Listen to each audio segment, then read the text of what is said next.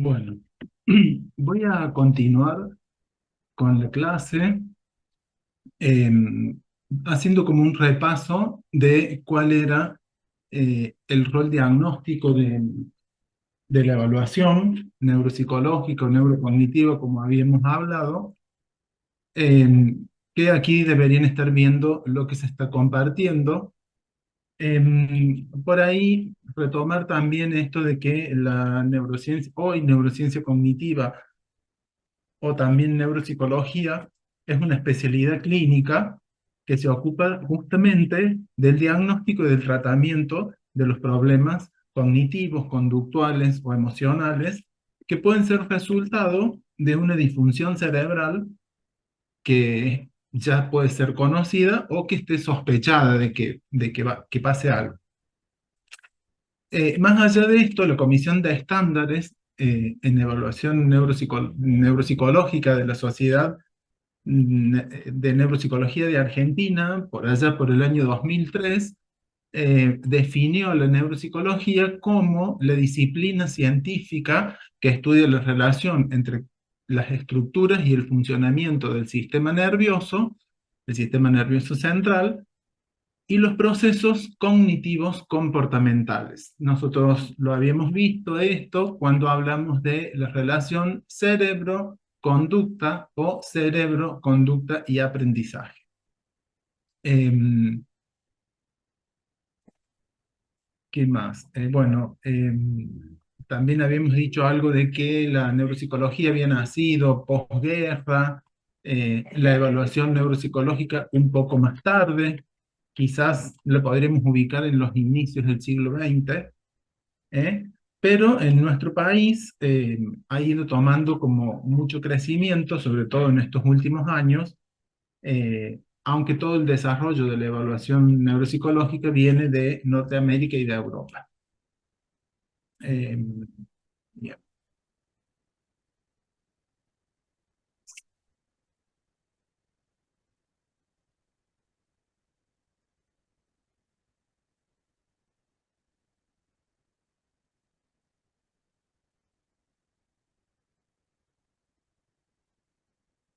Bueno, eh, el objetivo de la evaluación neuropsicológica, el objetivo primordial, es caracterizar fortalezas y debilidades en las funciones cognitivas, en los dominios cognitivos, como lo habíamos hablado, para poder dar una explicación de la conducta que presenta un determinado paciente.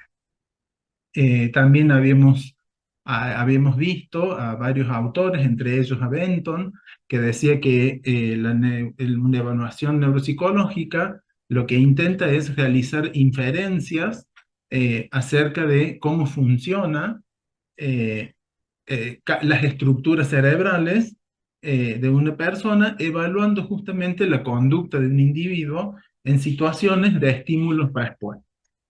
Y habíamos dicho que podíamos diferenciar como varios objetivos a lo largo de este rol diagnóstico que tiene la evaluación neuropsicológica. Acá estamos viendo valoración de las consecuencias de una enfermedad ya diagnosticada, la descripción de fortalezas y debilidades a nivel cognitivo, la planificación de un tratamiento de rehabilitación o estimulación cognitiva, la valoración de los efectos de un tratamiento, la identificación de cambios en el tiempo, cuidado y seguimiento del paciente o la información para el paciente y su familia. Eh, Básicamente, una evaluación neuropsicológica, un proceso de evaluación neuropsicológica debería por lo menos contemplar estos siguientes ítems. Una entrevista detallada de recolección de datos, una selección de las pruebas a administrar, la propia administración, después la puntuación y después la interpretación de todas esas pruebas y la generación de un informe, ¿no? Que va a depender ese informe de quién lo solicita y a dónde lo debo presentar. No es lo mismo presentar un informe a una familia que presentarlo a un neurólogo, que presentarlo para una instancia judicial, por ejemplo. Bien, tenemos en el caso del primer ítem, es decir, a ver, esperen que vuelva para atrás, se me complica todo esto. Acá. En el caso de, acá, la entrevista detallada de recolección de datos, lo primero que vamos a hacer es esto de la anamnesis. Que creo que esto lo habíamos visto también, lo voy a pasar así rapidito. Esta anamnesis es la que nos provee de los elementos esenciales para poder comprender la sintomatología del paciente. Tenemos que indagar los propósitos de la evaluación, la motivación del paciente, aclarar las expectativas que tiene y sobre todo si esta evaluación solicitada se puede responder desde la neuropsicología. Tener en cuenta todas las variables como edad, ocupación, instrucción educativa, rendimiento educativo, dominancia manual, desempeño académico, el máximo nivel educativo alcanzado, los motivos de interrupción de estudios. Ya después les voy a compartir una escala de nivel cultural que se conoce, que nos va a servir para, se llama NC, nivel cultural. Uno, si sabe leer y escribir. Dos, bueno, tiene que ver en base a todos la trayectoria educativa que ha desarrollado la persona. Después tenemos, bueno, obviamente, establecer este vínculo, eh, establecer un vínculo para poder realizar un proceso de evaluación que sea colaborativo, tener en cuenta los tratamientos que has recibido actualmente y en el pasado, la medicación, en este caso droga y dosis, y la percepción que tiene la persona acerca de esa medicación. Sí me sirvió, no, la tomé, pero no me sirvió para nada. Bien. Todos los antecedentes médicos, enfermedades, accidentes, bien claro tiene que figurar pérdida de conocimiento, si ha tenido epilepsia, CB, patologías preexistentes, bueno, hipertensión, enfermedades infecciosas, enfermedades psiquiátricas. Recuerden que habíamos hablado también de la posibilidad de ver si era necesario realizar una interconsulta con psiquiatría o una evaluación psiquiátrica.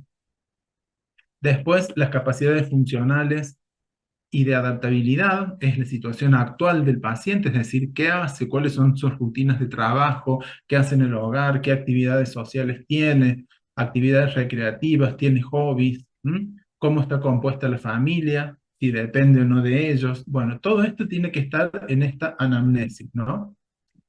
Las situaciones de conflicto actuales, que pueden ser duelos, crisis familiares, peleas, malas relaciones interpersonales, problemas laborales, también la jubilación, y esta observación de la conducta, ¿no?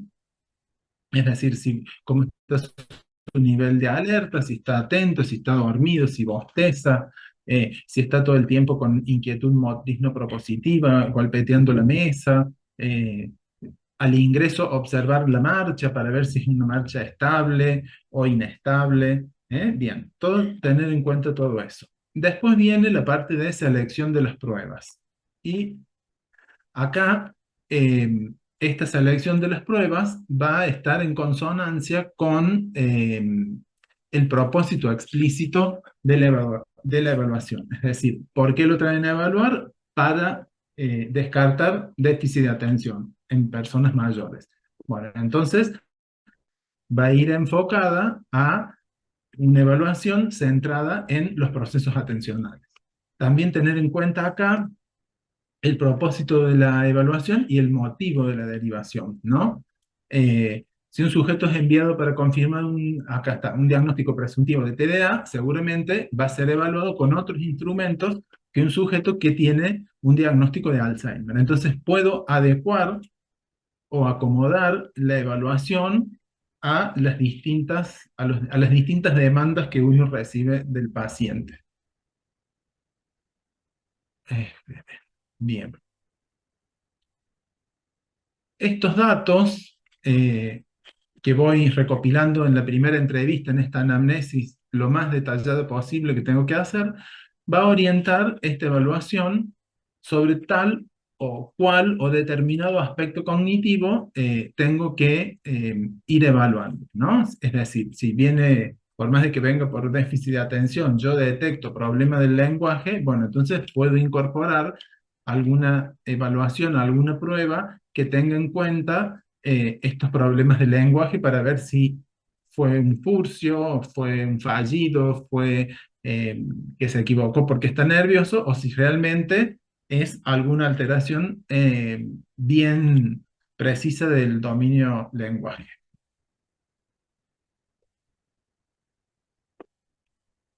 La queja del paciente es soberana, decía Luria, ¿no? Entonces, esto es fundamental revisar en base a qué se queja, cuál es la queja que presenta el paciente y también evaluar algunas cosas que el sujeto no se ha quejado. Por ejemplo, es muy común que vengan con el problema de memoria y si vienen con problema de memoria, también tengo que evaluar los procesos atencionales, porque atención y memoria vienen de la mano. También es cierto lo que dice aquí, esto de que los reportes de los pacientes tienen una validez limitada y tienden a estar más relacionados con su estado emocional. Por eso es necesario hacer una entrevista exhaustiva con el paciente e inclusive con los familiares también, ¿no? Eh, También suele ocurrir que el paciente a veces minimiza o niega la existencia de las dificultades que tienen. Entonces, bueno, capaz que algunas veces es por falta de atención, porque no tiene conciencia del déficit o porque no ha enfrentado las consecuencias de este, es decir, no es de tal gravedad que, por ejemplo, no preste atención a cómo volver, por ejemplo, ¿no? Si el paciente presenta algún déficit sensorial o motor, también es necesario elegir bien las pruebas a administrar. Para eso teníamos lo que eran los abordajes fijos y los abordajes flexibles, que esto también lo vimos en la clase pasada, y habíamos hablado también de los abordajes mixtos, ¿no? Es decir, utilizar ambos abordajes no son excluyentes, es decir, actualmente la mayoría utilizan estos abordajes que son llamados mixtos, ¿no? Que se toma una batería de test mínima, predeterminada, y después se agregan las pruebas a elección según lo que el paciente por ahí necesite. Eh, Bien.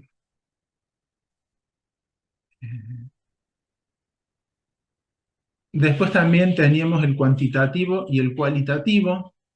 El cuantitativo que era basado en la psicometría, eh, el diseño e implementación de los test, en este caso, a ver, esperen un segundo.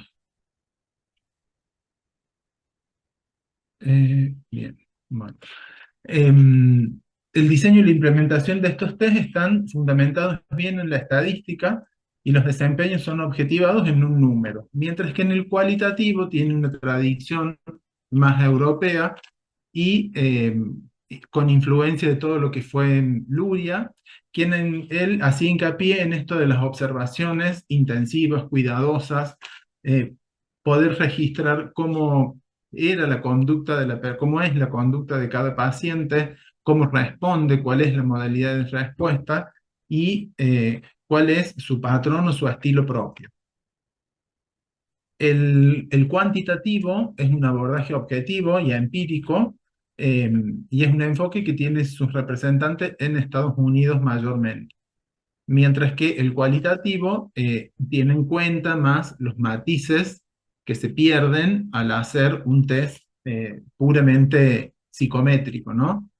Y que bueno, hoy en día, si bien los test cuantitativos se pueden realizar de manera manual, también existen programas que una vez que uno ingresa los puntajes brutos, después das un enter y eso ya te genera, casi sin margen de error, todo el puntaje según los baremos que uno quiera elegir. Por ejemplo, nosotros cuando hablamos de la WISE en su versión número 4, tenemos la posibilidad de elegir los baremos chilenos o los baremos europeos.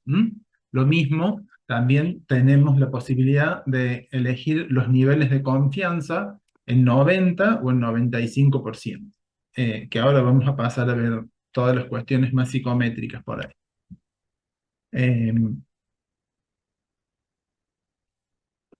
También existe este abordaje que plantea Kaplan, que es centrado en los procesos, que la característica principal es el desarrollo de procedimientos para evaluar el proceso de resolución que utiliza el paciente. Eh, para ello incorpora metodologías estandarizadas de puntuar el cómo una persona resuelve la tarea. Eh, bueno, son como variaciones a la evaluación que cada vez están siendo más actualizadas. Sí, dale. Martín, con respecto a esto de Kaplan, eso sería como, digo, tiene un puntaje cuantitativo, pero también se fija, Sí. perdón, en lo cual, y si no, cómo logra, cuál es el Sí. mecanismo que usa para resolver. Exactamente, es lo que dice acá. Cuantifica lo cualitativo. Entonces yo Ajá. no solamente voy a acceder al puntaje que tiene esta persona en nivel de baremos, sino que también va a estar la mirada cualitativa acerca de cómo responde la persona. Ok. ¿Ves? Acá abajo dice también, lo importante es considerar la manera en que un paciente resuelve o fracasa en resolver los ítems Mm. individuales de los test, más que considerar solo el puntaje cuantitativo final. Entonces tengo en cuenta el proceso que hace el paciente. Las propiedades psicométricas. Bueno, ella es Mitrujina, que es una neuropsicóloga que ha hecho muchos aportes a todo lo que es psicométrico. Y dice que la batería neuropsicológica ideal es aquella que consta de una serie de técnicas validadas, confiables, estandarizadas y normativizadas que ayudan a dilucidar y cuantificar cambios cognitivos y conductuales que pueden haber sido resultado de una lesión cerebral u otros trastornos del sistema nervioso central. Fíjense que esto lo dijo en 1999, cuando estaba terminando la década del cerebro y comenzando la década de la conducta. Por eso las palabras que usan. Y era una visión de la neuropsicología donde la neuropsicología estudiaba en su mayoría todo lo que era lesión cerebral o daño cerebral. Después, ya en la década de la conducta, 2000, en toda esa década del año 2000, ya se empezó a estudiar a la persona sana, es decir, sin lesiones. Bien, las propiedades psicométricas de los test. Tenemos la validez de la prueba. Esto se refiere a la capacidad de medir efectivamente ese aspecto del funcionamiento que se supone hay que medir, lo cual permite tomar decisiones acertadas o realizar predicciones correctas. Después tenemos la confiabilidad, que es la consistencia y la estabilidad de los puntajes medidos a través de diferentes situaciones. La confiabilidad se expresa a través de la consistencia con que se obtiene la misma información si el test es tomado por diferentes evaluadores. Es decir, entonces se administra un test, distintos evaluadores administran un test y todos tienen que llegar a al mismo resultado. Si llegan a diferentes resultados, quiere decir que no es confiable o que es inconsistente, es decir, que hay fallas que hay que tomarlas, que hay que reevaluarlas. Por eso dice acá confiabilidad interevaluador y después por el mismo evaluador en más de una ocasión intraevaluador. Es decir, si yo tengo que tomar una prueba a 5 personas y me dan o diferentes o me dan iguales, tengo que ver esa consistencia intraevaluador, que es cuando administra la misma persona el test. Dice, o el mismo paciente en 10 diferentes. Confiabilidad, test, retest. Bueno, son todas cuestiones bien psicométricas que aseguran la validez de un test. La sensibilidad y la especificidad. La sensibilidad se refiere a la proporción de personas que poseen alguna disfunción o enfermedad, por ejemplo, enfermedad de Alzheimer, y que son diagnosticadas como tales por el test. Es decir, el test idealmente sensible sería aquel que permitiera identificar a todas las personas que presenten esa condición. Es bastante difícil, pero por eso ustedes escuchan que se habla, por ejemplo, de que el MoCA es más sensible que el Mini Mental. Tiene esta capacidad de medir determinados rangos o determinadas patologías más que otros. La especificidad es la proporción de sujetos sanos o que no poseen una disfunción que se pretende medir y que son clasificados como tales por el test. Vieron que son cuestiones como difíciles de entender, pero por ahí con muchas lecturas sobre el tema van a poder comprenderlo. La otra es la estandarización del test. Esto implica que tiene un procedimiento específico tanto para su administración como para su puntuación, el que tiene que ser seguido de manera estricta para el evaluador.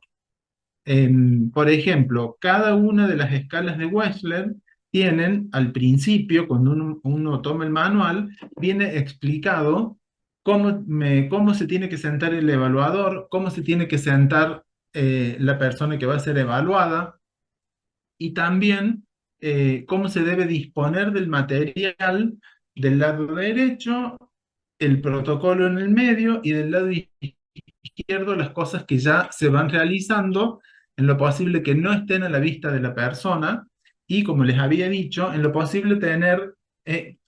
Marce, ¿vos me ves a mí en la cámara? Porque yo te veo a vos sola. Bien. Entonces, de tener lo que uno va anotando en posición inclinada para que la persona evaluada no vea si yo pongo un punto, 2 puntos o 0 puntos. Todo eso está bien explicado, inclusive los grados de inclinación que tienen que tener el material, por ejemplo. Y después viene la normatización, que es el puntaje de desempeño de un sujeto en un test dado, carece de valor alguno si no se lo compara con un grupo de referencia. Las normas o datos normativos señalan el rango de desempeño de una muestra de sujetos sanos o normales. Bien. La administración de las pruebas. ¿Qué tenemos acá? Bien, tenemos entonces, vinimos tomando los datos de las entrevistas, tenemos que anotar también nuestras inferencias realizadas, el tiempo disponible para la administración de las pruebas, y llegamos a la selección de las pruebas.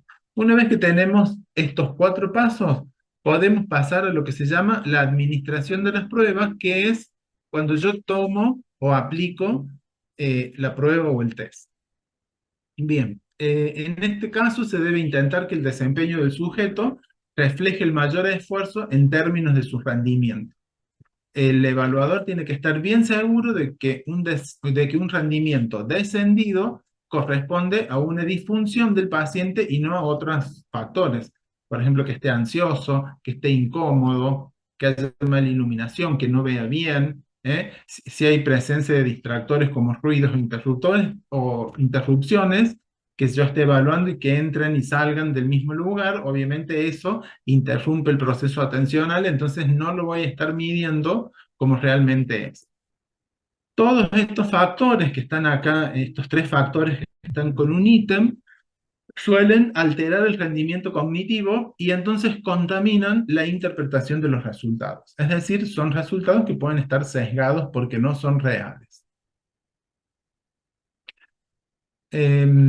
Después tenemos que el evaluador tiene que tener en cuenta planificar las sesiones para evitar extenderse demasiado en el tiempo. 45 minutos, 1 hora, ya después de 1 hora, personalmente nunca llego a la hora, pero sí tratar de terminar 45, 50 minutos. Conviene realizar después la menor cantidad de sesiones posibles y lo más cercanas entre sí, pero bueno, esto va a depender mucho del contexto. Y la longitud de las sesiones muchas veces la va a definir el estado del paciente. Es decir, la severidad de los problemas que presente, la edad que tiene el paciente, que si hay una ralentización en todas las funciones, voy a necesitar más días. y su estado de salud en general. Eso es lo que va a marcar o debería marcar la duración de las sesiones. Generalmente en todos los test dicen que con 45 50 minutos vos lo administras. No es la realidad. Por ejemplo, miren estos dos ejemplos que tenemos acá. Un paciente con excesiva distractibilidad y marcada tendencia a la fatiga. Entonces voy a hacer sesiones más cortas para poder tener una muestra confiable de sus capacidades cognitivas. Si no, voy a estar midiendo la atención en base a la fatiga y obviamente me va a dar descendido. Eso sería un sesgo. O después tenemos un paciente en quien se pretende evaluar su capacidad y resistencia para el esfuerzo mental y eventual retorno al trabajo. Entonces acá sí puedo tomar sesiones más prolongadas para ver si logra esa resistencia para el esfuerzo. Pero bueno, siempre tener en cuenta la situación individual de cada paciente. Entonces, lo ideal sería administrar y completar la evaluación en un único día, con suficientes pausas para evitar la fatiga. Nunca lo he hecho así, no sé, no lo podría hacer. Acá en Córdoba hay lugares en donde vos venís y en un día, mañana y tarde, te aplican hasta 3 o 4 baterías. No sé. Por eso yo puse ahí la imagen del pensador. Es para pensar, para ver si eso va a ir en contra o va a ayudar al paciente. Y también digo, cuando uno va a evaluar, tener en cuenta lo que le pasa a uno como evaluador. Si se siente más tranquilo en 2 sesiones, en 3 sesiones, bueno, dejarse llevar por esa percepción, ¿m? Y bueno, y tratar de hacerlo en 2 o 3 sesiones. Pero hacerlo en un solo día, por eso pongo ahí que es casi imposible. ¿Qué pasa si me toca administrar en días diferentes? Bien, diferencias con respecto a las horas del sueño, hay que tener en cuenta el estado general y la ansiedad. Es decir, tener en cuenta de evaluarlo en... Ah, tenés la mano levantada, Marce. Sí, no, porque quería comentarte esto, que esta paciente adulta que nosotros tenemos que tiene em, una PC así a modo hemiparética y que tiene discapacidad intelectual, que en su momento vos habías pedido una valoración neurocognitiva que le hiciera a otra persona, si podés comentar un poquito eso y Claro, con qué le evaluaron también y lo que le resultó la evaluación. claro, sí, una paciente de muchos años, una persona adulta de 38 años, 38, 39 años. Yo hacía más o menos 5 años que la vengo atendiendo, la sigo atendiendo en la actualidad, entonces me piden que le haga una evaluación.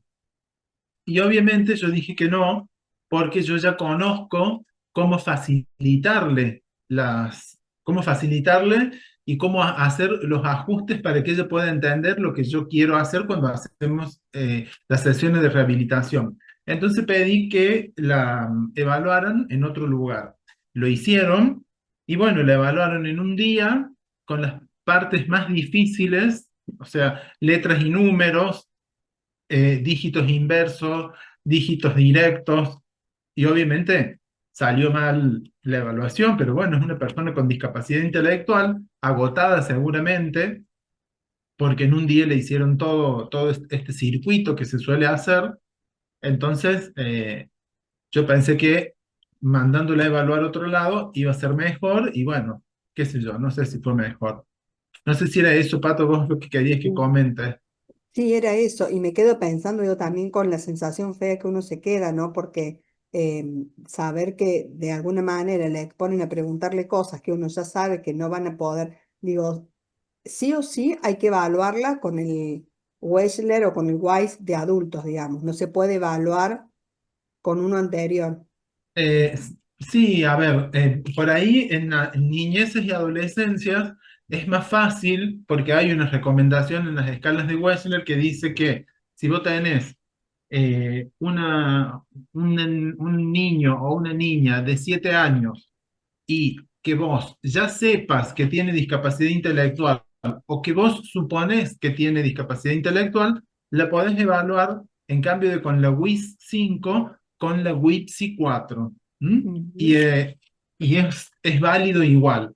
ujú, Ahora, no sería lo mismo que a una persona de casi 40 años yo la evalúe en cambio de con la WIS 4 con la WIS 5, porque hay mucha diferencia de edad.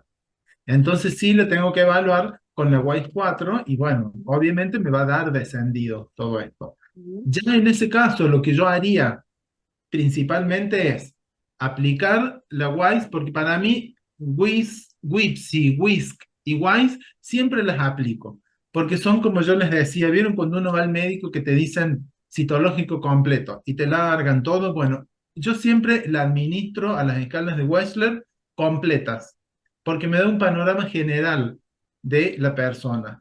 Y después sí, habría que buscar, en este caso, de esta paciente de casi 40 años con discapacidad intelectual, una de las pruebas para medir la discapacidad intelectual, que la Asociación Mundial de Retraso Mental, que todavía se llama así, eh, ha sacado hace 2 o 3 años atrás una evaluación nueva, después se las puedo mostrar, que es para el caso exclusivo de la discapacidad intelectual y que lo que se mide en realidad es bastante parecido a lo que es la Vineland, se mide la funcionalidad de a ver, la conducta del paciente.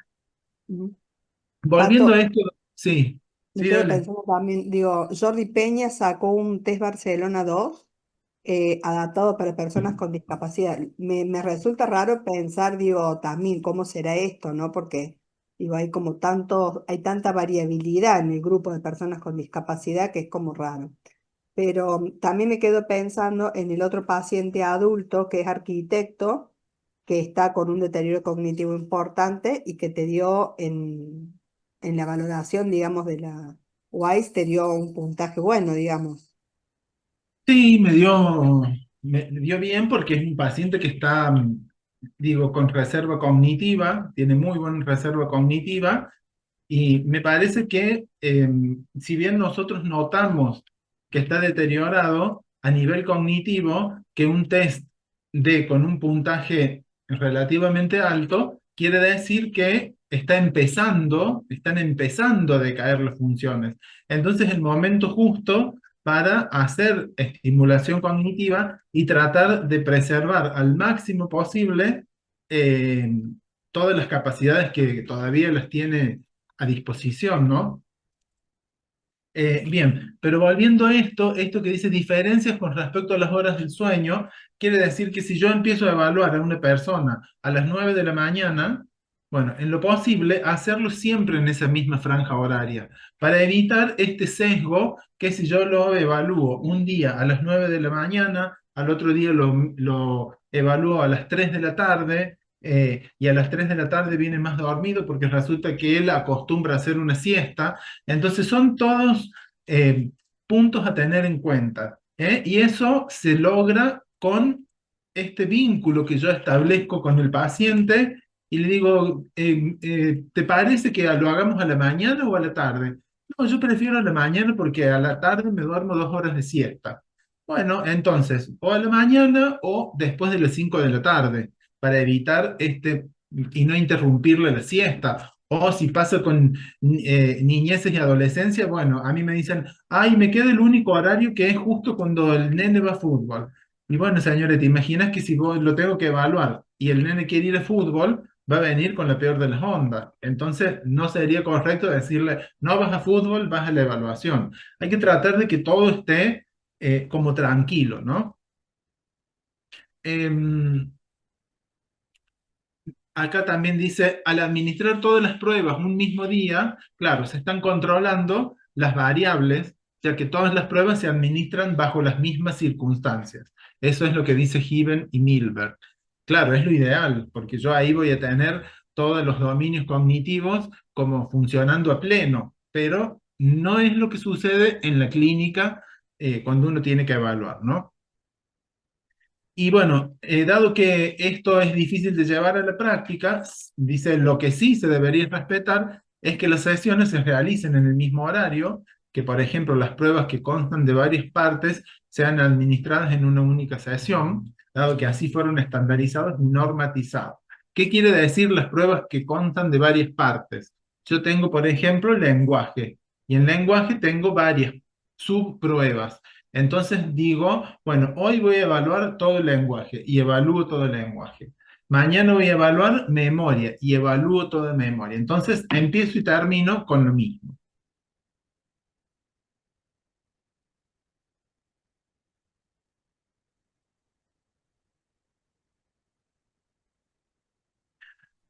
Bien, acá tenemos algunos exámenes cognitivos breves. Esperen un segundo. Voy a pausar, está pausado ahí. Eh,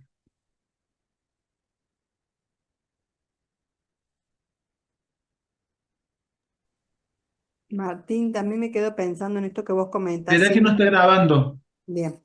No te iba a decir esto del lenguaje, que todas las pruebas miden lenguaje. Ujú, sí.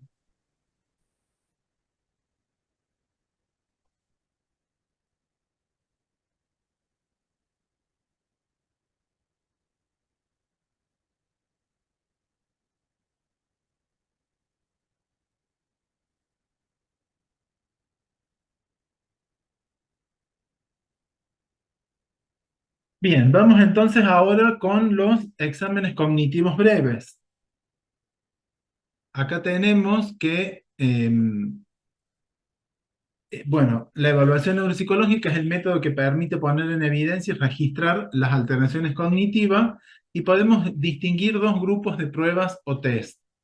Uno que son las pruebas de screening y otros las pruebas de diagnóstico. Las pruebas de screening son las que realiza el médico en un consultorio, en una asistencia primaria, un neurólogo, un psiquiatra o un geriatra en general.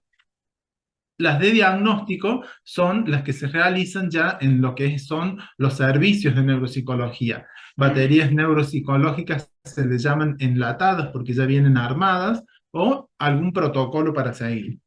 Entonces tenemos los test de detección, que identifica pacientes que pueden tener una enfermedad, pero ello no implica un diagnóstico. Son aplicados a poblaciones de pacientes en riesgo de tener una patología. Y después tenemos los test de diagnóstico que sí se usan para establecer o confirmar un diagnóstico y es utilizado en estos individuos con un test de detección positivo. Es el famoso screening que se llama, o por ejemplo, yo tomo un mini mental o tomo un moca y me da de treinta ítems, me dan positivos 27, quiere decir que yo tengo que hacer un test de diagnóstico porque posiblemente por allí esté dando vuelta algo de las demencias. Algunas pruebas de detección, ustedes acaban de tener, no me voy a detener yo en todo esto, por eso busqué estas imágenes que explican bien lo que es, lo que mide y cuáles son las características. Y creo que en el cuadernillo ustedes tienen actividades relacionadas con esta parte de la clase que es ver y registrar justamente esto, ¿no? El mini mental, la población, dirigido a sujetos adultos y ancianos, el evaluador, médico clínico, neurólogo, psiquiatra, geriatra, neuropsicólogo, tiempo de toma 10-15 minutos.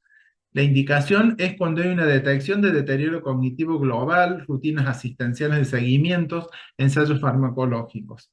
Bueno, como dice, en su fortaleza es breve, sencillo, me permite medir todo lo que es orientación, memoria de fijación, concentración, sumas, cálculos, memoria de evocación también, percepción y lenguaje.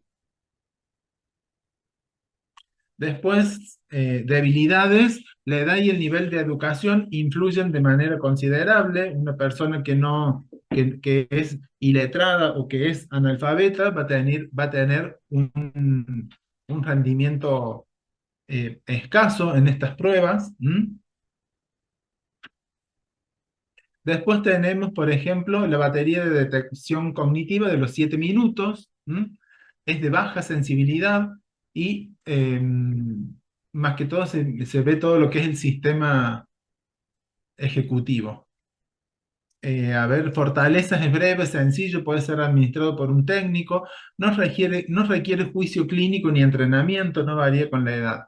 Y sus debilidades, escasa difusión internacional, es poco conocido, se necesitan las tarjetas de estímulos y sobre todo la calculadora, sin la cual no se puede utilizar, dado que no tiene valores de corte. Después tenemos el cuestionario del estado mental de Pfeiffer, que es un cuestionario. Es rapidito, se toman 2, 3 minutos para la evaluación de la cognición en pacientes con demencia y determinación de grado de deterioro cognitivo. Acá abajo dice que una de las debilidades es el escaso conocimiento en nuestro medio, no evalúa funciones ejecutivas frontales y tiene influencia de la edad y la escolaridad. Después tenemos el Addenbrooke o el ACE, más conocido, Addenbrooke's Cognitive Examination. También el Addenbrooke, yo lo suelo tomar siempre porque me parece que es eh, incluso mejor, un poquito más que el Mini Mental. De hecho, fíjense que acá dice, en las fortalezas dice, incluye el uso del Mini Mental, porque dentro del Addenbrooke vienen incorporadas las pruebas del Mini Mental. Esto exclusivamente es para pacientes con demencia y diferenciarlos de pacientes con enfermedad de Alzheimer, de otras patologías neurodegenerativas, principalmente la demencia frontotemporal. Después les puedo mostrar algunos protocolos para que ustedes vayan viendo.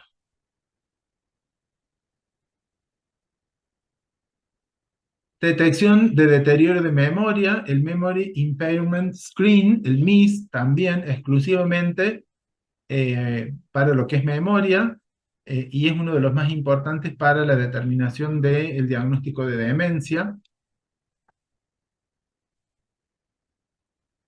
Después tenemos la versión corta del test de denominación de Boston. La versión ampliada es muy larga. Eh, Son imágenes donde se van pasando imágenes y la persona tiene que nominar lo que ve. ¿Qué es lo qué ves acá? Un peine. ¿Qué ves acá? Una chimenea. Entonces, justamente ven que acá dice es el test más difundido para valorar la dificultad de encontrar las palabras o lo que en neurociencia se llama las anomias. La versión corta en 5 minutos, la versión larga alrededor de 10 minutos. Eh, Bueno, acá ven que dicen es muy claro. Discrimina a aquellos pacientes con compromisos en el sistema semántico como los portadores de una enfermedad de Alzheimer. Recuerden ustedes que las fallas a nivel semántico pueden llegar a ser indicadores de un Alzheimer. Miren el caso de este actor, ¿cómo es que se llama? Bruce Willis. Bruce Willis. Él empezó con un cuadro de una afasia semántica y terminó, bueno, lamentablemente con una demencia y una enfermedad de Alzheimer, ¿no?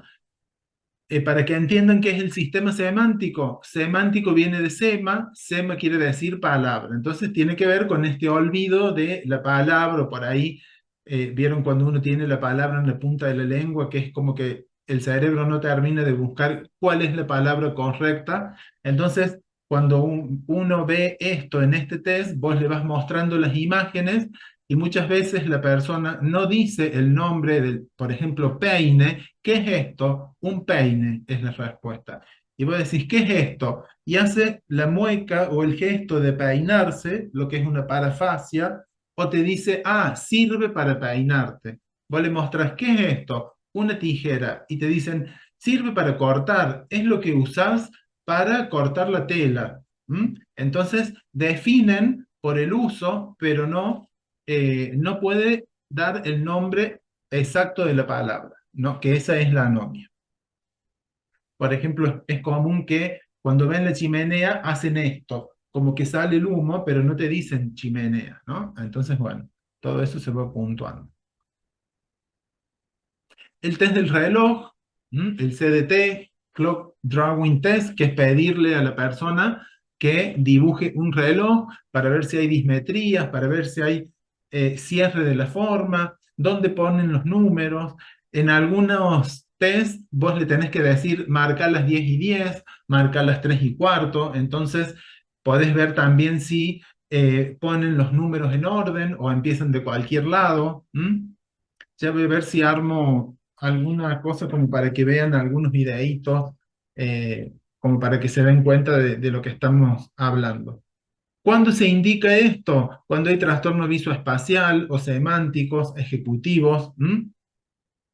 Y bueno, fíjense, acá dice, es deficitario como test único, claro, son test de dibujos o se le llaman de lápiz y papel, que obviamente uno no puede hacer la detección de un deterioro cognitivo con estos test. Son test complementarios, o por ahí uno empieza con estos test que son sencillos y que generalmente no hay queja de, uy, me salió bien, me salió mal, no. Y después sigue con las baterías más duras, ¿no? Más fijas. El Neuropsy, la evaluación neuropsicológica breve en español, de Ostrowski, Solis y colaboradores, también es un lindo test. El Neuropsy tiene muchas cuestiones de visomotor, funciones ejecutivas. En la última versión estaba incorporada como si fuera la Torre de Hanoi, pero como ellos son mexicanos, la Torre de México, que es con los colores de la bandera de México. Y sí, es un test sencillo, en media hora uno lo puede administrar y la verdad que es lindo test, es lindo test, se lo consigue acá en Argentina. Dice, ven que dice fortaleza, sencillo, tiene la ventaja sobre el resto para Latinoamérica porque es validado en México, puede ser aplicado a analfabetos o sujetos de baja escolaridad. Fíjense que esto es un avance, porque si no, uno termina midiendo muchas veces en estos test, en las escalas de Wechsler, termina midiendo conocimiento o rendimiento académico con las preguntas que hay. En cambio acá, justamente, para personas, aplicado para personas que no saben leer o que tienen baja escolaridad. Y la debilidad es utilizado solo por grupos locales y se debería extender su uso al resto de Latinoamérica. Sí, es cierto. ¿Qué otro? La mini batería de eficiencia cognitiva, el MEC, también lindo test. Bueno, fíjense que acá dice, fue seleccionada en base a los conocimientos actuales sobre las funciones intelectuales afectadas precozmente en estas patologías y que permiten una clara diferenciación con el envejecimiento normal. Otro de los criterios es que es muy sencilla la toma y la interpretación y el corto tiempo de realización de cada uno de los tests. Se puede realizar en un consultorio de especialidad. Es un compendio que reúne otros test clásicos probados y aceptados. Y es extenso para un consultorio de asistencia primaria. Recuerden que asistencia primaria generalmente hay cuestionarios o dibujos simples. La escala de demencia de Matz, esto ya es una escala, es muy breve. Acá dice que tiene mayor efectividad que el Mini Mental, se suele usar en Argentina, pero no hay normatizaciones ni estándares, es decir, no está baremado en Argentina. La fortaleza es que tiene mayor carga de pruebas ejecutivas y la debilidad es que es extenso para un consultorio. Después tenemos el ADAS, escala de evaluación para la enfermedad de Alzheimer, bien ya específico, eh, bien que dice breve y confiable, que evalúa la disfunción cognitiva y conductual. Exclusivamente creada para la enfermedad de Alzheimer, muy sensible para el seguimiento de pacientes, es decir, que lo podemos tomar seguidamente 2, 3 veces en un año, para ver cómo va, si va avanzando o no el Alzheimer, ¿no? Después acá que tenemos el SKT también, evalúa la memoria y la atención.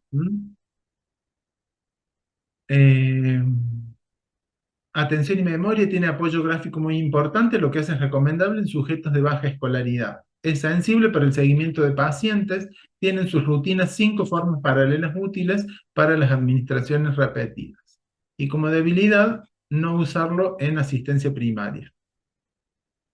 Bien, entonces, después de esto, nosotros, si hablamos de neurociencia, por eso viene el cuadro del grito de Munch, porque después de esto tenemos evaluaciones que son concretamente para la inteligencia, para la visopercepción y la visoconstrucción, para las praxias, para el lenguaje. Por ejemplo, una fonoaudióloga va a tener una experiencia en evaluación de lenguaje que cualquier otra persona. Por ahí los psicopedagogos enfocamos más el test para las cuestiones de aprendizaje. Tenemos evaluaciones para las alteraciones de la lectura, de la memoria, de las funciones ejecutivas, de la cognición social. Siempre también tener en cuenta que toda evaluación neuropsicológica debe, yo diría, puede y debe ser acompañada de una evaluación psiquiátrica que nos dé información sobre trastornos del ánimo, sobre los síndromes depresivos, los maníacos, si hay apatía, si hay síndrome confusional, trastornos de ansiedad, trastornos conductuales. Muchas veces nos va a salir en estos resultados alguna de estos síntomas que está bueno que yo lo pueda comentar con un psiquiatra para ver si es necesario una evaluación o no. Y después viene todo lo relacionado a lo que es el informe, que acá entramos también en otro terreno,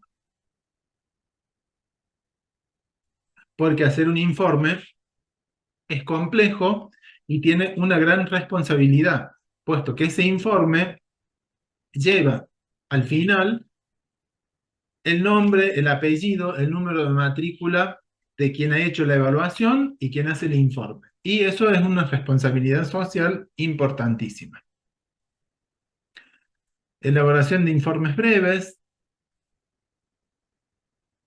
No puede faltar en un informe datos de filiación del paciente, incluir información como nombre, edad, educación, ocupación, el motivo de la consulta, por qué se realiza la evaluación, cuáles son los antecedentes clínicos, detallando el historial médico y psicológico relevante que hay, qué se hace en el proceso de evaluación, es decir, tienen que estar listados todos los test que yo voy a tomar. Se administró 2 puntos, la escala de Wechsler tanto, se administró test de Bender, se administró el test del reloj, bueno, todo tiene que estar descrito con nombre, tal cual como es, los resultados, presentar estos datos en dispersigramas, o la fotocopia o el escaneo del dispersigrama, y después recién voy a escribir la parte cualitativa. El juicio clínico diagnóstico, es decir, obviamente en el caso de psicopedagogos nosotros no podemos poner un diagnóstico, entonces lo podemos escribir en potencial, o podemos decir que de acuerdo a la sintomatología presentada, el cuadro que presenta tal persona podría ser compatible con un cuadro de Alzheimer debido a que, y la descripción de todos los síntomas. Pero nosotros, en el caso de psicopedagogía, no damos diagnóstico, sí podemos hacer un informe para que el neurólogo o el psiquiatra lo vea y ellos después decidan qué diagnóstico van a colocar. Siempre las conclusiones, que yo puedo hacer un informe de 3 páginas, 5 páginas, 7 páginas, pero está bueno poner al final conclusiones y resumir todos estos hallazgos de relevancia clínica. Paciente de 47 años que presenta sintomatología compatible con trastorno por déficit de atención, observándose alteraciones en atención sostenida, bueno, y todo lo que se puede poner. 4 o 5 renglones nada más. Siempre a mí me gusta poner recomendaciones, es decir, sugerir consulta, consulta con neurología, consulta con psiquiatría, qué sé yo, una visita al gerontólogo, fisiatría. En base a lo que yo observo, voy poniendo alguna sugerencia, alguna recomendación. Esto es como siempre digo lo mismo yo. Es como que todo el mundo dice, tiene que estar en lenguaje claro y objetivo. Pero bueno, ¿cómo hacemos esto para ponerlo en lenguaje claro, evitando interpretaciones subjetivas, asegurándose de que el informe sea comprensible? Se supone que un profesional de la salud debería poder entender ¿eh? Este lenguaje, pero muchas veces no es fácil hacer un lenguaje, un informe en lenguaje claro y sencillo, como dice ahí, ¿no?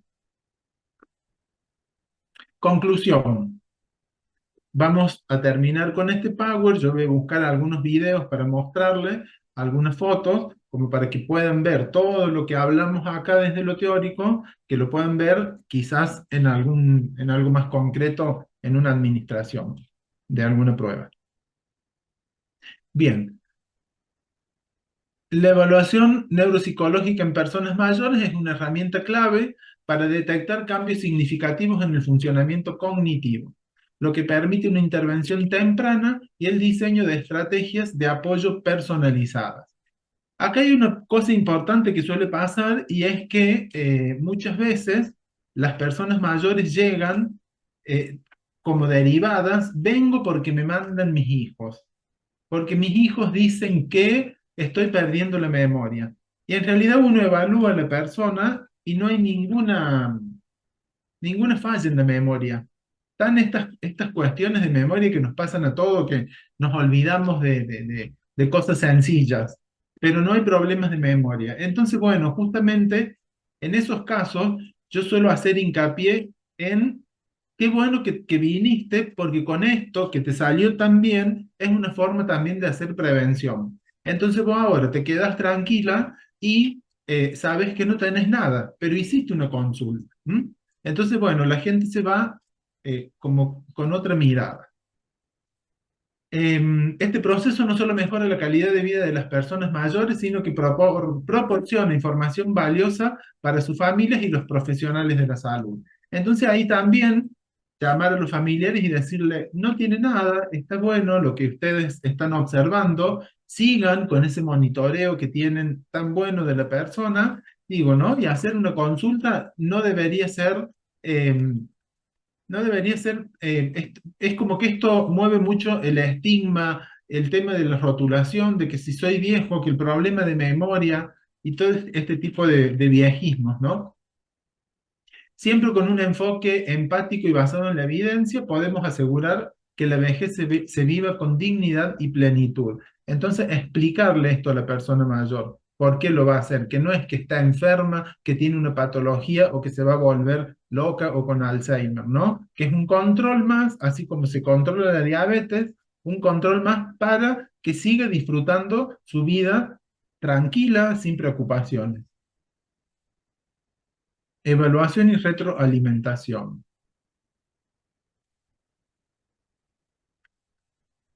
Realizar evaluaciones neurocognitivas ayuda a detectar posibles cambios en etapas tempranas y a implementar estrategias de prevención eficaces.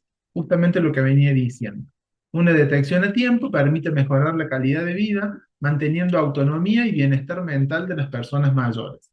Imagínense ustedes una enfermedad de Parkinson detectada a tiempo. Hoy en día existe tratamiento y existe medicación y las personas con Parkinson tienen una calidad de vida bastante más tiempo que lo que se consideraba antes, ¿no? Es decir, antes empezaban con esa rigidez a temprana edad, hoy en día hay personas de 80, 90 años que tienen Parkinson y no están ni con temblores, ni así todas rígidas, todas duras, como es la fase del Parkinson, ¿no? Pero todo esto sí se detecta a tiempo. Bueno, envejecer con dignidad y una vida plena. ¿M? También hay que, a mí me gusta decir alfabetizar, ¿no? Pero también, hoy me dice que la conexión es inestable, ¿a vos también? Ahí está. Bueno, a mí lo que me gusta es decir, alfabetizar a la persona mayor y decirle, bueno, vos tenés que ser quien pide una consulta, quien vaya al médico, si te notas algo raro, si te notas que te olvidas de cosas, estar atento a eso, ¿no? Hacer como esa vigilancia propia de estoy bien, me siento bien, no, estoy nerviosa, no puedo dormir, comentarlo, hablarlo. ¿M? Bien, bueno, hasta acá llegamos con esta parte.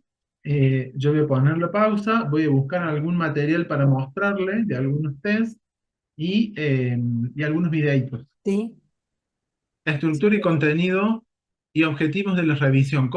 Las versiones anteriores, está todo explicado, y cuáles son los cambios, cómo es la estructura de la WISE. Fíjense acá,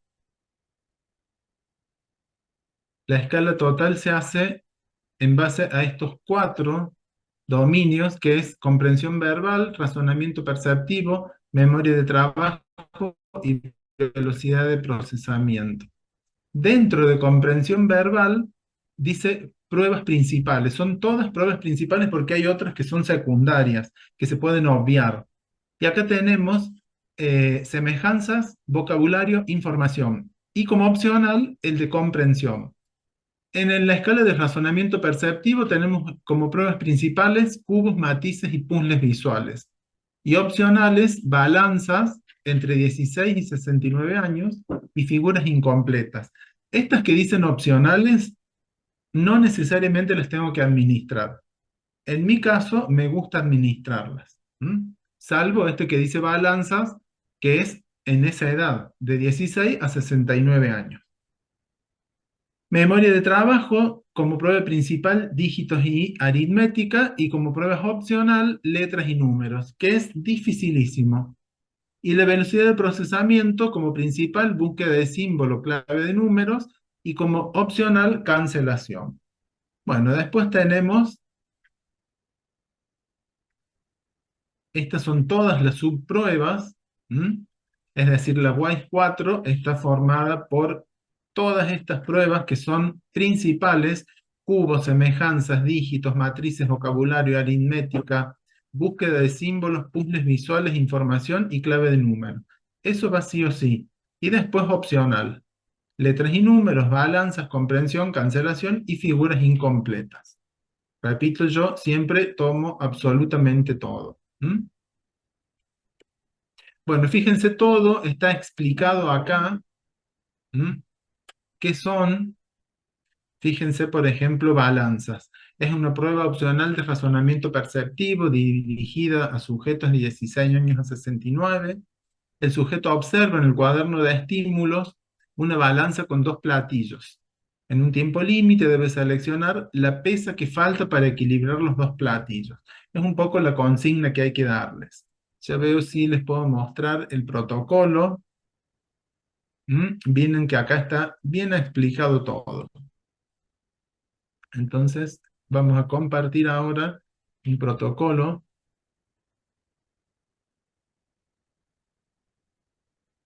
A ver, esperen.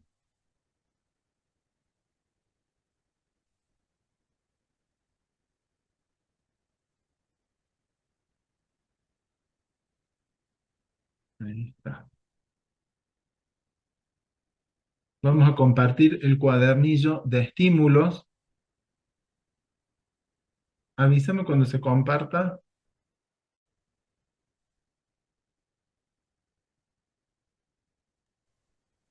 dice, ahí está, ahora se comparte. Ahí está. Bien, acá tenemos la WISE 4, la libreta de estímulo 1, porque son dos. Y acá vamos a ver diseño con cubos, matrices, vocabulario, aritmética y rompecabezas visual. ¿Mm? En este caso son los cubos, que son los cubos que yo tengo, que son tridimensionales. No sé si querés mostrarlos, Pato. Están en la caja negra. Bueno, en esta parte yo tengo que trabajar los primeros estímulos. Yo armo esos cubos y la persona imita, y después más adelante yo le muestro, por ejemplo acá, le muestro la imagen, y él con 4 cubos o 6 o 8 cubos o con los 9 tiene que construir la imagen que se está viendo ahí, que fíjense que cada vez tiene mayor dificultad. Fí- Fíjense acá, que acá viene todo como que el cuadrado está de frente, derecho, y ahora acá empieza como si fuera un rombo. Es decir, esa inclinación confunde muchísimo a la persona mayor, y empiezan con dificultades a nivel espacial. O, por ejemplo, arman la figura derecha y después la quieren torcer para que quede con los vértices hacia arriba. Bueno, son difíciles de armar también. Después tenemos matrices. Acá la consigna es, mira bien y de todas estas que están acá abajo, ¿cuál pondrías ahí? Y la persona puede señalar con el dedo o directamente puede decir el número. Fíjense que abajo dice 1, 2, 3, 4, 5. Entonces, bueno, estrella, estrella azul, círculo amarillo, son dos estímulos, la forma y el color. Entonces abajo va estrella azul, círculo amarillo. Y tenemos que ver de que no tome por círculo ni la figura 2 ni la figura 4 ni la figura 5. Bueno, la figura 5 sería la correcta. Y así, cada vez se va complejizando más. De todos estos que están acá, ¿cuál va en este espacio? Y la persona o señala o dice el número. Acá sería la correcta el número 1. Ahora fíjense ya en este caso cómo la cuestión atencional empieza a poner sus barreras. Tenemos un más y un círculo del lado izquierdo, acá están del lado derecho, entonces tenemos que ver cuál de todas estas que está acá abajo pondríamos ahí. Fíjense cómo cada vez se va complejizando más absolutamente todo, diferencias de derecha a izquierda, arriba a abajo. Es difícil.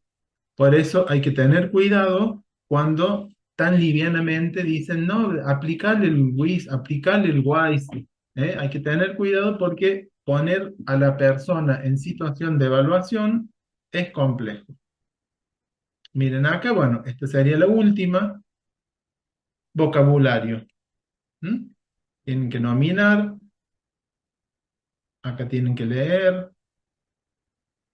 aritmética, tienen que contar.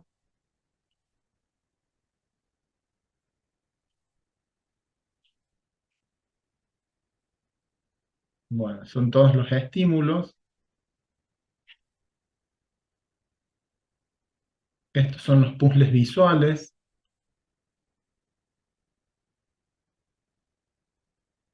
Se han eliminado en esta versión todo lo que es rompecabezas y me falta algo más. El rompecabezas se cambió por balanzas. Estas son balanzas, fíjense que acá está explicado. Si yo pongo esta pelotita ahí, se va a bajar. Y esta queda más bajo y esta queda más alta. Entonces, si yo pongo una pelota del mismo tamaño, del mismo color ahí, se va a igualar la balanza. Entonces, ¿cuál de todas estas es la figura que yo voy a utilizar acá? ¿Mm? Acá tenemos una pelota azul, un cuadrado naranja y acá tenemos dos pelotas azules. ¿Cuáles vamos a poner para que igualen? La correcta sería las dos pelotas, las dos cuadrados de color naranja, porque acá es una azul, una naranja, acá dos azules, dos naranjas. Sería esa la lógica que la persona tiene que descubrir para poder hacer este test. A mí me gustaba mucho el test, la parte de los rompecabezas y la otra subprueba que se sacó es el ordenamiento de historietas. Cada vez tiene más dificultad, son muchas. Después de 3 errores consecutivos, se suspende la prueba y se pasa a otra. Acá están figuras incompletas. Esto es para medir atención, velocidad de procesamiento. A todas las figuras le falta algo. ¿Qué le falta acá? Acá pueden decir, le falta el diente, o pueden señalar con el dedo y decir, le falta lo que va ahí, sin necesidad de que nombre o nomine lo que falta. ¿Qué es lo que falta ahí? Una pata de la mesa. ¿Qué es lo que falta ahí? El peine o el cepillo en la mano del señor, que se ve en el espejo, pero no en el real. ¿Qué es lo que falta ahí? La nariz. ¿Qué es lo que falta ahí? La unión entre los anteojos. Bueno, ahí no se ve mucho, pero ahí lo que falta es el chorro de agua que cae. Aquí, ¿qué es lo que falta? A ver si descubren. Lo que falta acá son las huellas del niño. Ven que acá atrás se ven todas las huellas y allá no. Y cada vez se va como afinando más. ¿Qué es lo que falta ahí? Faltan los serruchitos del diente para cortar el pan y así sucesivamente. Cada vez con detalles más minuciosos. Bien, y miren que son muchas también. Y ahí se termina el cuadernillo de estímulos número 1. Quiero ver si les muestro. A ver si tengo. Espérate que voy a poner pausa. Bien, acá tenemos la evaluación cognitiva de Montreal o Montreal Cognitive Assessment, que es el MOCA. Acá tenemos las consignas, la evaluación visoespacial ejecutiva. Me gustaría que dibuje una línea alternando entre cifras y letras. Acá tenemos evaluación de identificación y nominación. Se le pide a la persona que nombre cada uno de los animales mostrados en el formato del MOCA que están acá abajo. ¿Mm? Esta es la primera prueba, visoespacial ejecutiva. Tiene que unir 1A, 2B, 3C. Atención alternante. Dibujar un reloj marcando los 11 y 10. Nominar estos animales. Acá viene una lista, como si fuera la lista de Rey, la lista verbal de Rey. Se le van repitiendo las palabras, se las tiene que acordar. Lea la serie de números que están acá. Después se le van sumando acá, ¿ven? Restar de 7 en 7, a partir de 100, menos 793, menos 786. Y acá vamos anotando los puntajes. La fluidez del lenguaje, es decir, el mayor número posible de palabras que comienzan por la letra P, por ejemplo. Similitud entre una manzana y una naranja, es una fruta, la categorización. Después por acá viene nuevamente, si se acuerda, estas palabras que están acá, para ver la memoria más a largo plazo. El recuerdo diferido, es donde están estas palabras, acá están. Rostro, sede, iglesia. Y de 30 ítems tenemos que anotar los positivos. Fíjense que acá normal es más o menos 26 puntos. Añadir un punto, bueno, son especificaciones. Esto creo que lo tienen en el material teórico también, ¿m? Porque esto es algo que ustedes con un buen entrenamiento bien lo pueden administrar, ¿no? Recuerden que si quieren empezar a administrar un test, lo que yo les aconsejo, y no se los aconsejo por sabiondo, sino que así lo aprendí yo, es, en primer lugar, asistir, pedirle a alguna colega que los deje asistir a una sesión de evaluación. En el caso de personas mayores, preguntarle a la persona mayor si acepta. Por ejemplo, este señor que contaba Marcela, yo tengo pasantes que están haciendo sus prácticas preprofesionales, entonces vienen conmigo a todas las sesiones. Y cuando le dije a él, ¿a vos te gustaría que vengan las chicas? Le conté, ¿no? Que son pasantes, tienen que hacer sus prácticas preprofesionales. Me dijo, no, prefiero que no vengan porque me da vergüenza si me equivoco. Perfecto. Entonces, vienen una hora más tarde, después de que él ya se fue. Pero está bueno con alguien que tiene experiencia de decirle, che, ¿puedo ver una sesión? O después juntarse entre dos o tres profesionales o estudiantes y decir, bueno, a ver, uno administra el test y va viendo, porque otro tema es sentarme con todo el material y administrar y ver qué responde la persona. Si tienen a lo mejor algún tío, alguna tía, algún abuelo y quieren hacer la prueba con él, háganlo y van a ver que es difícil porque uno tiene que tener el material, tiene que estar anotando, tiene que estar mirando a la persona. Son como muchos estímulos, muchas variables a tener en cuenta, pero la mejor forma de aprender es haciéndolo. Y después vayan preguntándose, fílmense. Eh, las consignas se tienen que dar tal cual están en los test. Entonces, eso es importante. Voy a ver si les muestro. No, no tengo descargado el celular las pruebas, pero se las voy a mostrar desde el celular. Espérate que pongo un segundo más la pausa.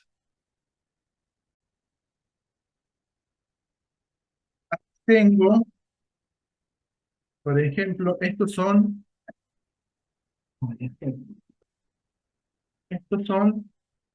los rompecabezas que ya no existen, estaban en la WIS 3. Esto era una pelota, este era un caballo. ¿Mm? Estos son los cubos, y se los muestro. Son 9 cubos.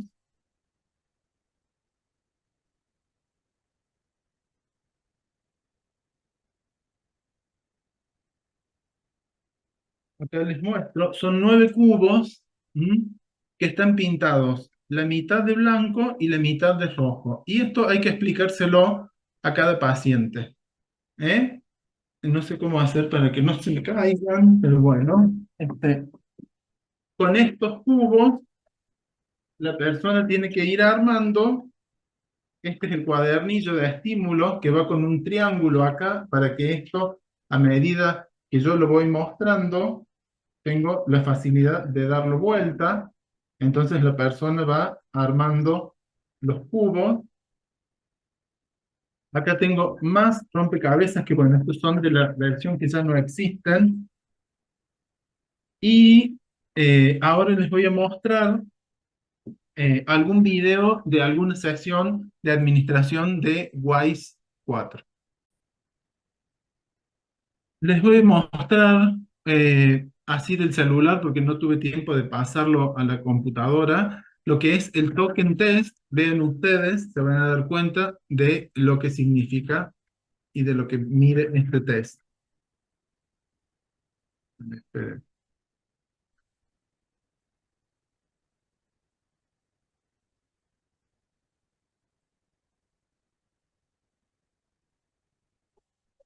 Que vean en la mesa. Entonces vos vas a ir tocando. Bien. Toca dos figuras rojas y toca las figuras azules, pero que sean las más pequeñas. Perfecto. Ahora, toca el círculo rojo que está abajo de los triángulos. Bien. Toca el círculo pequeño de color amarillo que está al lado del rectángulo rojo. Perfecto. Toca el rectángulo amarillo. Espérate que yo te diga. Toca el rectángulo que está de forma vertical. Bien. Junta todos los triángulos.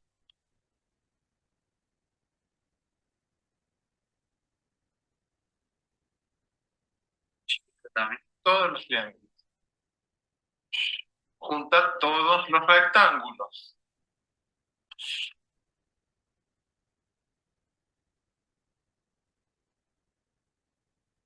Faltan rectángulos. Eso es. Junta todos los cuadrados.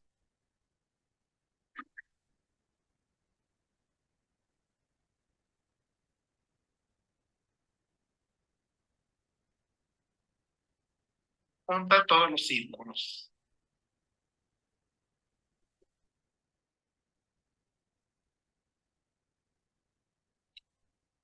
Todas las fichas que sean del mismo color acá.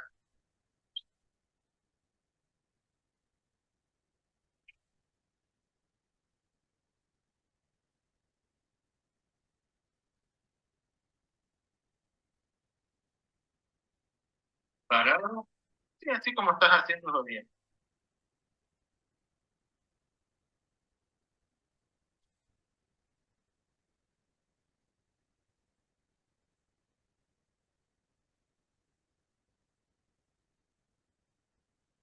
Ahora, separar las fichas de acuerdo al tamaño.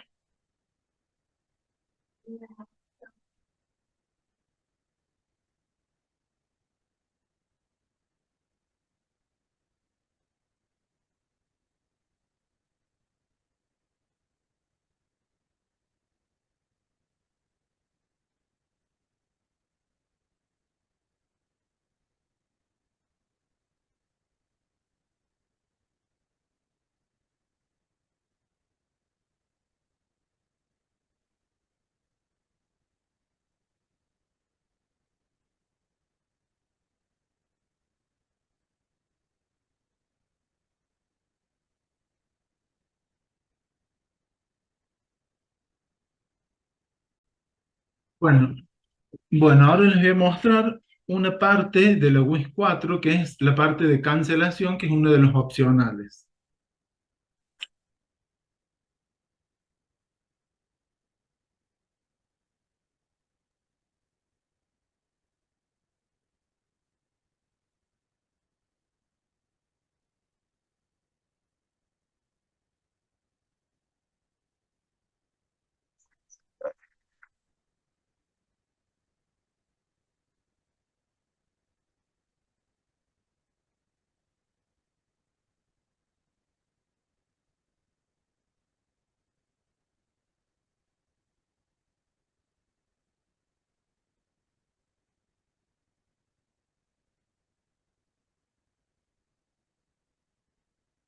Oh.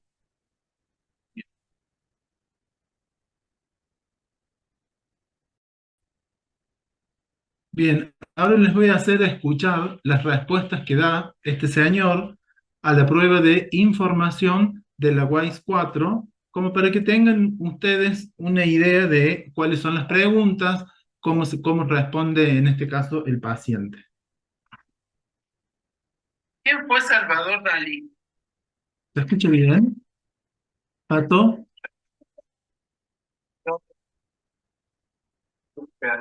Perfecto. ¿En qué continente está el desierto de Sahara?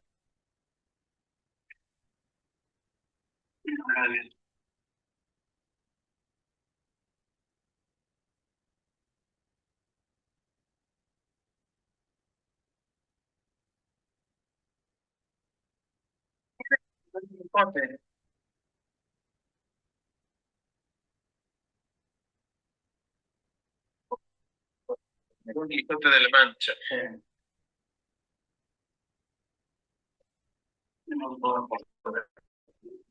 Bueno, ¿cuál es la capital de Japón?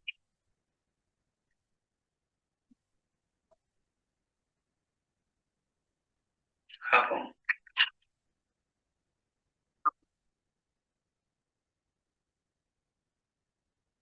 Está compuesta de agua. Hidrógeno y helio.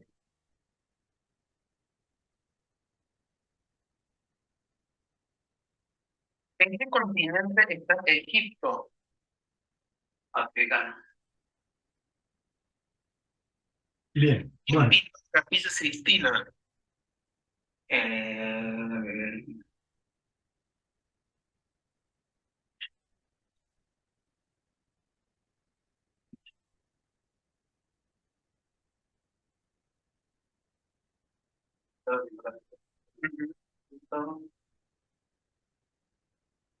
¿En qué año se descubrió América? Miguel Ángel. Lo dijo fuera de tiempo, pero lo dijo bien. 1400. Y déjenme que ahora les busco cuando hace algo de lápiz y papel. Bueno, aquí encontré la prueba de cubos que les mostré recién. Fíjense,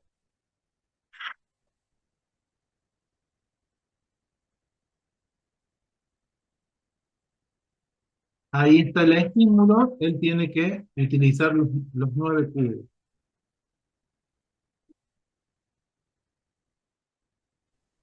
Digo, qué bárbaro la lentitud, ¿no? Qué ¿Cómo? bárbaro la lentitud Sí. y el cuidado y la atención que pone.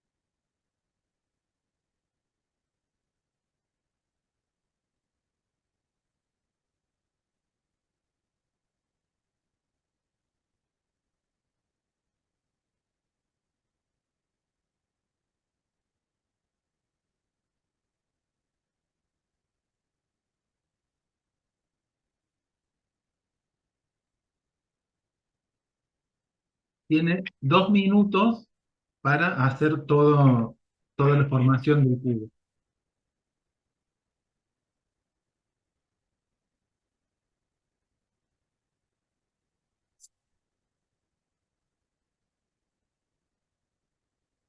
Bien, ahí se acabó. Bien, entonces habíamos quedado también en esto de el informe, de hacer el informe, y por supuesto, una vez realizado el informe, yo tengo que hacer una sesión para hacer la devolución de ese informe, ya sea a la familia y al propio paciente.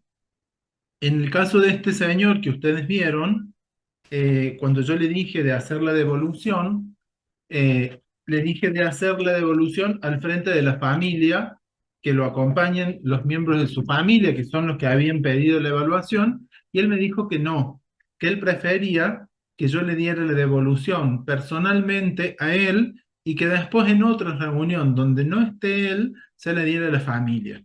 Y efectivamente así se hizo, tratando de hacer hincapié justamente más en las fortalezas que en las debilidades y bueno, en este caso él pudo reconocer algunos síntomas, algunas quejas, que son las que yo le traté de marcar cuando hice esa devolución. Siempre desde el respeto, desde la empatía, eh, porque bueno, no sabemos cómo puede tomar esta persona o la familia de la persona lo que uno le dice. Generalmente yo lo que hago es una lectura del informe y a medida que los familiares o la persona quiere interrumpir e ir preguntando, le voy aclarando la duda que tiene. Suelen ser de 1 hora y media, porque suelen preguntar bastante. Eh, Así que bueno, con eso ya se pone fin al proceso de la evaluación neurocognitiva o neuropsicológica. Así que bueno, no sé, Marce, si vos querés decir algo. No, me quedo pensando, Martín, también que se dan situaciones alrededor de este tema de la valoración cognitiva, neurocognitiva.